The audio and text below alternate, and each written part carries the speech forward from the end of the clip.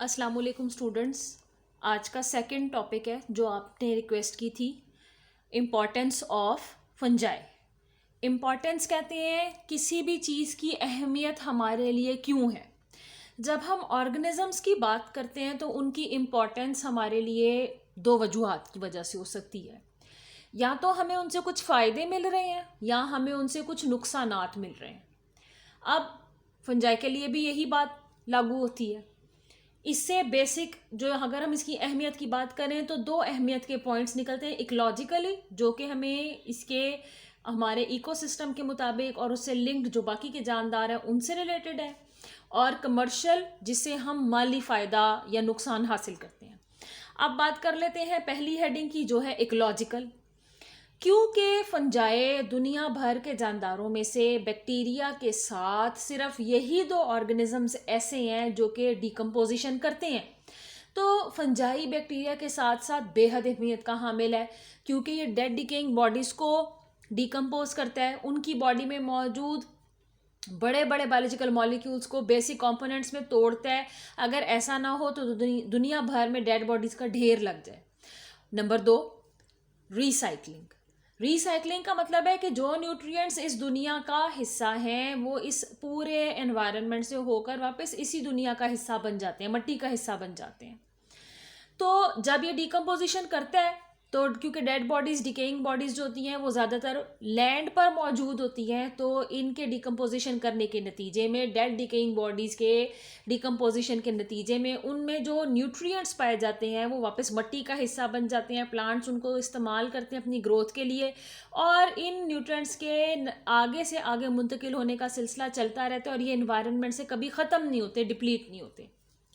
इसके अलावा दूसरे जानदारों के साथ मिलकर फंजाई एसोसिएशंस भी बनाते हैं। दो एसोसिएशंस इसकी हैं। कौन कौन सी?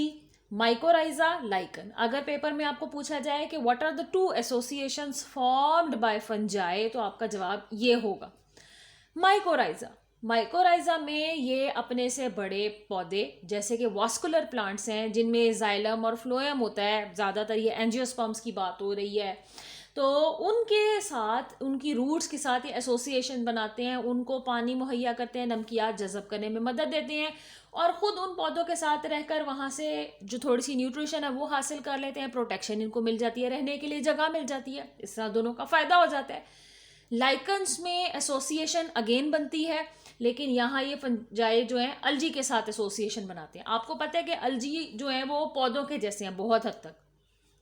आम जो पौधे हैं उनका जो स्ट्रक्चर है it is made up of root, stem, leaf, जड़, तना, पत्ता, लेकिन अलजी जड़, तना, पत्ता वाला स्ट्रक्चर नहीं रखता। इसकी बॉडी होती है थैलस, यानी उसको हम जड़, तना, पत्ता में डिवाइड नहीं कर सकते, इसकी रिबन लाइक बॉडी होती है, लेकिन ये क्लोरोप्लास्ट और क्लोरोफिल रखता है और ये फोटोसिंथेसिस कर सकता है। अच्छा जी, अब फंजाई जब अलजी के साथ मिलकर रहना शुरू करता है, एसोसिएशन बनाता है, तो अगेन अलजी जो है वो खुराक बनाएगा और फंजाई को रहने की जगह मिल जाएगी, और ये फंजाई अलजी को कुछ न्यूट्रिएंट्स वगैरह प्रोवाइड कर देगा, हेल्प आउट करेगा, और बदले में वहाँ खुराक में हिस्सेदार बन जाएगा और इसे प्रोटेक्शन, शेल्टर, रहने के लिए जगह मिल जाएगी। लाइकन्स क्योंकि फंजाई और अलजी के मिलकर इकट्ठे होने से मिलकर बनते हैं, तो ये दो बड़े अहम काम करते हैं जो कि आपको पेपर में पूछे भी जा सकते हैं। Number 1 bioindicator, number 2 bioremediation. Bioindicator का क्या मतलब है? बायो इंडिकेटर का मतलब है वो सारे ऑर्गेनिजम्स जो पॉल्यूशन को इंडिकेट करें। अगर किसी लिविंग ऑर्गेनिज्म को हम पॉल्यूशन को इंडिकेट करने के लिए, माहौल में होने वाली खराबी को इंडिकेट करने के लिए इस्तेमाल करें तो उसे कहते हैं bioindicator. Number 2 bioremediation. Bio का मतलब यह जिंदगी के लिए, रीमीडिएशन का मतलब है हटाना, क्लियर करना। अगर कोई जानदार अपना रोल प्ले करे, पॉल्यूटेंट्स को एनवायरनमेंट से हटाने में मददगार साबित हो, तो ये अमल कहलाता है बायो रीमीडिएशन। तो लाइकन्स दोनों तरह से काम सर अंजाम देते हैं और इनके ऊपर मजीद तजर्बात भी जारी हैं। अब हम बात कर लेते हैं हमारा जो अगली हेडिंग है, और वो है कमर्शियल। कमर्शियल में हम बात कर लेते हैं दो बातों की, economic gain and economic loss. तो गेन क्या है? माली फ़ायदा, और इकोनॉमिक लॉस क्या है? माली नुकसान। हमें फंजाई से गेन भी है, लॉस भी है। पहले बात कर लेते हैं गेन की। तो बहुत सारे फंजाई ऐसे हैं जो कि हम खा सकते हैं। अगर हम किसी चीज़ को खा सकते हैं तो हम उसे कहते हैं इट इज़ एडिबल जी। और 200 के करीब मशरूम्स ऐसे हैं जो कि खाए जाते हैं। मशरूम्स फंजाई की किस्मों में से एक किस्म है। इसके अलावा जो लाइकन्स हैं वो रेंडियर नाम का एक जानदार है जो थोड़े पहाड़ी और चरागाहों वाले एरियाज़ में पाया जाता है। वहाँ पर रेंडियर इसको खाना पसंद करता है। तो पहला तो हमें फ़ायदा हो गया कि ये खुराक के लिए इस्तेमाल हो रहा है। नंबर 2, क्योंकि फंजाई जो है वो फर्मेंटेशन के प्रोसेस में भी इन्वॉल्व होता है, तो बहुत सारे प्रोसेसेस में इसकी फर्मेंटेशन के रूल को इस्तेमाल करके हम अपनी मज़े की प्रोडक्ट्स बना सकते हैं। बेकरी प्रोडक्ट्स, ब्रेड, बन्स, फिर इसके अलावा जितनी भी बेकरी प्रोडक्ट्स हैं जो कि आप बेकरीज़ में आम देखते हो, घर पे खाते भी हो, वो सारी इन्हीं तरीक़ों से बनाई जाती हैं और उसमें बहुत सारे फंजाई इस्तेमाल होते हैं। अल्कोहल्स, बहुत सारी अल्कोहल्स को केमिकल रिएक्शंस के लिए लेबॉर्ट्रीज़ में मुख्तलिफ चीज़ों की मैन्युफैक्चरिंग में इस्तेमाल करने के लिए बनाया जाता है। चीज़, पनीर हर घर में खाया जाता है। सोया सॉस, पता है आपको कि ये एक ख़ास किस्म की सॉस है जो कि सिंथेटिकली बनाई जाती है इंडस्ट्रीज़ में और ये चाइनीज़ डिशेस में बहुत इस्तेमाल होती है। सिट्रिक एसिड बड़ा इंपॉर्टेंट कंपाउंड है, बहुत सारे केमिकल रिएक्शंस में इस्तेमाल होता है और इसको बहुत सारी चीज़ें करने के लिए इस्तेमाल किया जाता है। तो ये सारी चीज़ें बनाने के लिए यीस्ट वगैरह, पेनिसिलियम, इस तरह के स्ट्रक्चर्स हैं, इस तरह के फंजाई की किस्में हैं जो कि इस्तेमाल की जाती हैं। मिसाल के तौर पर एस्परगिलस है तो ये सोया सॉस बनाने के लिए इस्तेमाल होता है। सिट्रिक एसिड को भी बनाने के लिए एस्परगिलस की एक स्पीशीज़ है वो इस्तेमाल की जाती है, तो हमें फ़ायदा मिलता है। बहुत सारी ड्रग्स, अद्वियात जो कि इलाज मुआवजे के लिए इस्तेमाल होती हैं वो भी फंजाई से हासिल होती हैं। मिसाल के तौर पर पेंसिलिन जो थी वो फर्स्ट एंटीबायोटिक थी जो कि फ्लेमिंग साहब ने जो है उसको एक्सट्रैक्ट किया, उसके बारे में पता चलाया और ये हासिल हुई हमें पेनिसिलियम से। लोवास्टेटिन है जो कि ब्लड प्रेशर को लो करने के लिए इस्तेमाल होती है। साइक्लोस्पोरिन है जो कि ऑर्गन्स ट्रांसप्लांट करने के लिए पेशेंट्स को दी जाती है, क्योंकि आपको पता है कि ऑर्गन ट्रांसप्लांट में ऑर्गन को रिजेक्ट करना जो है उसको भी हैंडल करना जो है मुश्किल हो जाता है, क्योंकि जब हमारी बॉडी में हम कोई ऑर्गन रखते हैं तो ये इतना आसान नहीं होता।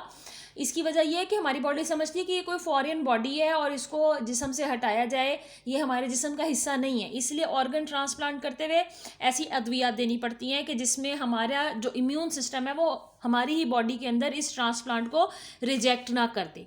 फिर डाई, रंग देने के लिए बहुत सारे ऐसे कंपाउंड्स हैं जो कि फंजाई से एक्सट्रैक्ट किए जाते हैं। मिसाल के तौर पर लाइकन से भी बहुत सारे रंग देने के लिए कंपाउंड्स एक्सट्रैक्ट किए जाते हैं और ये टेक्सटाइल इंडस्ट्रीज़ यानी कि कपड़ा बनाने वाली जो हमारी फैक्ट्रीज़ हैं उनमें बहुत बड़े पैमाने पर बनाई भी जाती हैं और इस्तेमाल भी होती हैं। फिर यीस्ट जो है बड़ा इंपॉर्टेंट कंपाउंड है जी। यीस्ट जो है एक छोटी सी पैकेट की शक्ल में भी मिलता है, उससे आप घर पर भी बहुत सारे बेकरी प्रोडक्ट्स बनाते हैं। तमाम बेकरी प्रोडक्ट्स को बनाने के लिए यीस्ट का इस्तेमाल होता है। यीस्ट का साइंटिफिक नेम है सैक्रोमाइसीस सेरेविसी। इसके अलावा न्यूरोस्पोरा बड़ा इंपॉर्टेंट कंपाउंड है, ये स्टडीज़ के लिए बहुत इस्तेमाल होता है।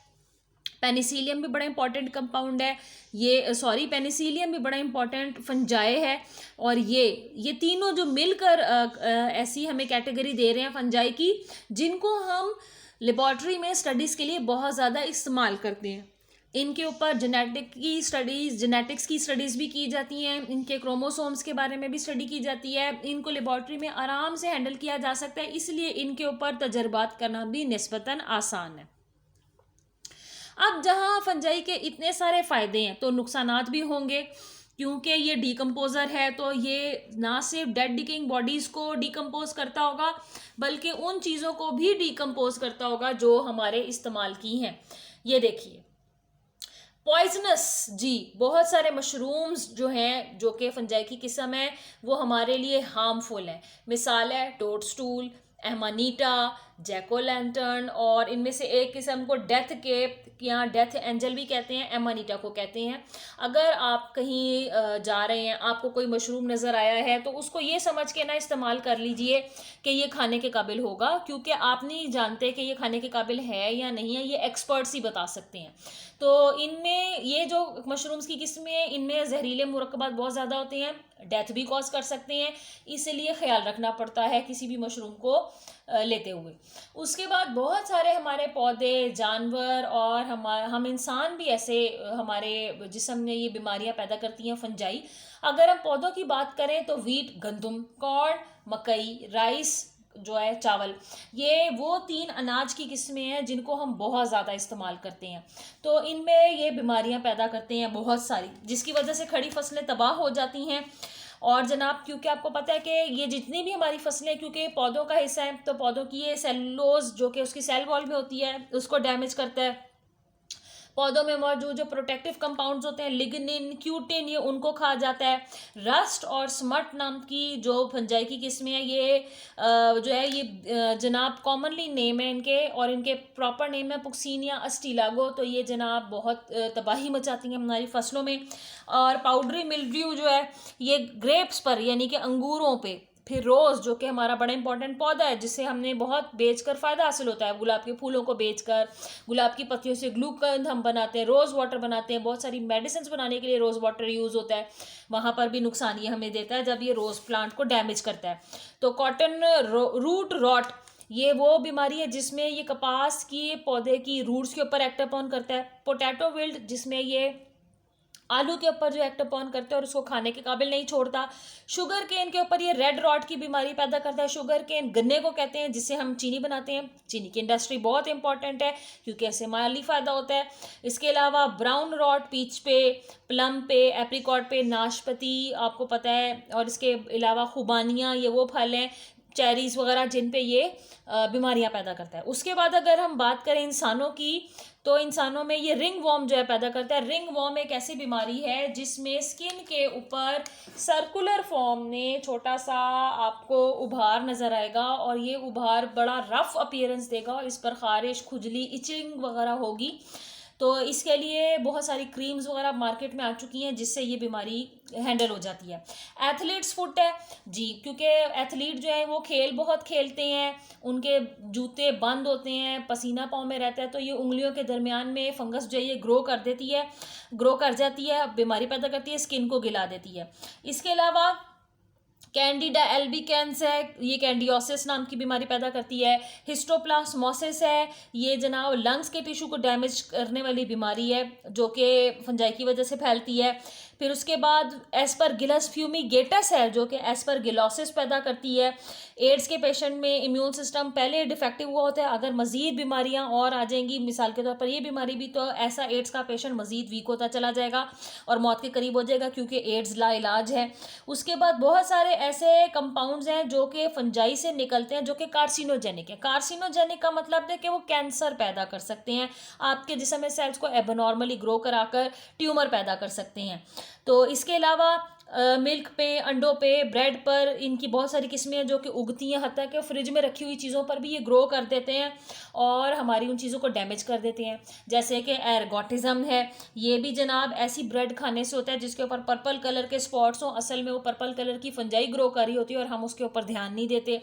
तो जब एर्गोटिज्म होती है तो आपकी जो टिश्यूज़ हैं वो डेड होना शुरू हो सकते हैं, जिसे हम कहते हैं गैंग्रीन। इसके अलावा अगर इसका एर्गोटिज्म का सुयर अटैक हो तो ये आपके नर्व्स के सिस्टम के ऊपर एक्ट अपॉन करके उसको अकड़ाओ, उसमें पैदा करता है कन्वर्जन्स, आपको धुंधला नज़र आता है, आप ठीक से सोच समझ नहीं पाते, आपको दौरे पड़ते हैं, साइकोटिक डिल्यूजन्स, आप नफसियाती तौर पर स्टेबल नहीं रहते। इस तरह की चीज़ें मिलकर इस बीमारी में इंसान को नुकसान पहुंचाती हैं। इन सब बातों के अलावा फंजाई क्या करता है, ये जनाब डैमेज करता है हमारी वुड को, टिम्बर को, जो कि आपको पता है कि लकड़ी के टाल बहुत बड़े बड़े होते हैं जिनमें लकड़ी के बहुत बड़े बड़े लुम्बर पाया जाता है, जिससे हम जो है वो जलाने के लिए इस्तेमाल करते हैं, फिर घर बनाने के लिए इस्तेमाल करते हैं, बड़े बड़े लकड़ी के तने जिन्हें हम लुम्बर कहते हैं। इसके अलावा लेदर, जो कि लेदर की जैकेट्स, लेदर के बैग्स, लेदर के इस्तेमाल करने वाली चीज़ें जो कि हम पहनते वगैरह हैं, उनको डैमेज करता है।